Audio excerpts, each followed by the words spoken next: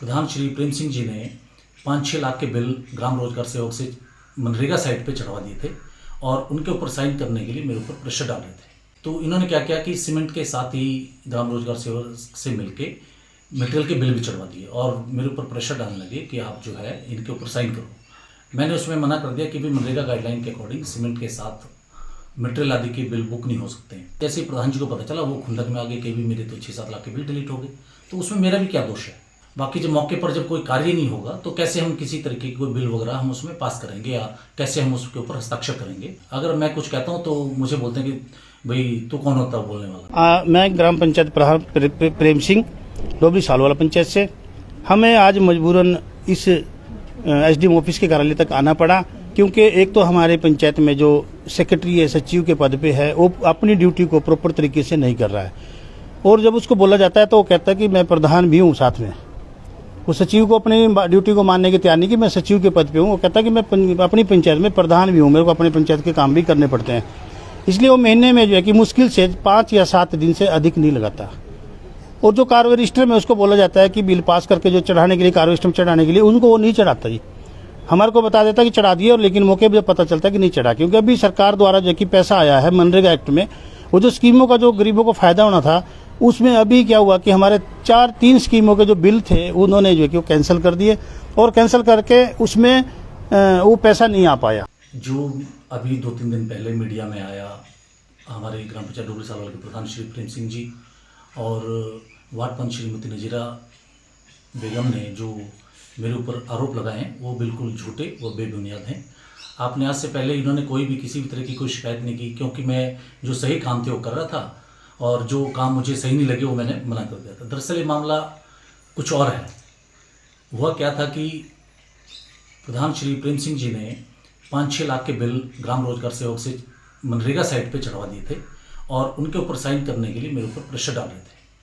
तो मैंने कहा कि ये 3-4 काम थे जिनके जो सीमेंट बुक करना था, तो उसमें मनरेगा में क्या होता है, पहले सीमेंट बुक किया जाता है, जब उसकी पेमेंट हो जाती है उसके बाद जब पेमेंट हो जाती है, जब सीमेंट आ जाता है फिर काम शुरू होता है और कंजम्पशन आधार पे फिर मटेरियल बुक किया जाता है।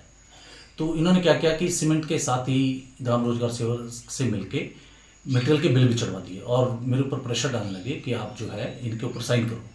मैंने उसमें मना कर दिया कि भी मनरेगा गाइडलाइन के अकॉर्डिंग सीमेंट के साथ मटेरियल आदि के बिल बुक नहीं हो सकते हैं। हाँ, मैं इतना करूँगा कि अगर ऐसा पॉसिबल होगा तो मैं वीडियो साहब से इसके बारे में क्लेरिफिकेशन मांगूंगा कि क्या हमें मार्गदर्शन दिया जाए कि क्या हम सीमेंट के साथ ही जो मटेरियल आदि के बिल होते हैं क्या उनको चढ़ा सकते हैं, नहीं चढ़ा सकते हैं। ये बिल लगभग 6-7 लाख रुपए के थे। तो मैंने 30 जून 2023 को वीडियो साहब को चिट्ठी लिखी थी कि मुझे कृपया मार्गदर्शन करें, क्योंकि ग्राम रोजगार सेवक कुछ और बता रही है पंचायत बॉडी को और मैं कुछ और बता रहा हूँ। तो वीडियो, क्योंकि मनरेगा गाइडलाइन में क्लियर कट है कि सबसे पहले सीमेंट बुक होता है, जब सीमेंट आ जाता है उसके बाद की बात है, जो भी जब इंस्टॉल इशू होगा और काम चलेगा फिर मटेरियल की बात की होती है। तो वीडियो साहब ने उसमें मासिक बैठक में भी हमें बताया और उनको भी जो कंसर्न जो GRS है हमारी उसको भी बताया और उसको शोकॉज नोटिस इशू किया कि आपने कैसे जो है मनरेगा नियमों का उल्लंघन किया और कैसे बिल चढ़ा दिए। तो फिर वीडियो साहब ने उनको जो है बिल डिलीट करने के लिए कहा, तो बिल डिलीट हो गए वहाँ से। अच्छा, उसके साथ ही सीमेंट के बिल भी डिलीट हो गए। तो हुआ क्या कि जैसे प्रधान जी को पता चला वो खुंदक में आ गए कि भी मेरे तो 6-7 लाख के बिल डिलीट हो गए। तो उसमें मेरा भी क्या दोष है? मेरी तो कोई गलती नहीं उसमें, क्योंकि जो नियमानुसार सही काम होगा मैं वही कर सकता हूँ, जो गलत कार्य होंगे मैं उनको नहीं कर पाता। मनरेगा खुद में एक अधिनियम है और केंद्र सरकार के द्वारा प्रायोजित स्कीम है। किसी भी तरह की कोताही इसमें बर्दाश्त नहीं की जाती है। बाकी जब मौके पर जब कोई कार्य नहीं होगा तो कैसे हम किसी तरीके की कोई बिल वगैरह हम उसमें पास करेंगे या कैसे हम उसके ऊपर हस्ताक्षर करेंगे। तो ये मामला था। बाकी जो हम चाहते हैं कि जो भी इन्होंने आरोप लगाए उसकी भी जांच हो और साथ में जो इन्होंने 6-7 लाख रुपए की बिल बनाए थे, जो कैसे बिल तैयार करें, ये एक बड़ा जांच का विषय है। उसके साथ भी जो और भी जो कार्य हैं वो सब नियमों के विपरीत कर रहे हैं। अगर मैं कुछ कहता हूँ तो मुझे बोलते हैं कि भाई तू कौन होता है बोलने वाला। तो देखो, हमें अगर सरकार ने वहाँ पर पंचायत सचिव का कार्य दे रखा है तो हमें सरकार ने बिठाया वहाँ पे, जो नियम और कानूनों का पालन करवाना वो हमारा काम है कि हम बता सकते हैं। अगर नहीं है तो हम अपने उच्च अधिकारियों का अवगत कराएंगे।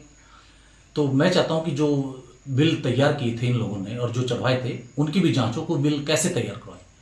बस मैं इतना ही चाहूँगा। बाकी मैं चाहता हूँ कि इसके लिए जो है कोई कमेटी गठित हो बीडीओ साहब की अध्यक्षता में, और वो इन बिलों की जांच करें कि जो ये 6-7 लाख रुपए बिल तैयार हुए थे ये कैसे तैयार हुए थे। तो बस मैं इतना ही कहना चाहूँगा। धन्यवाद।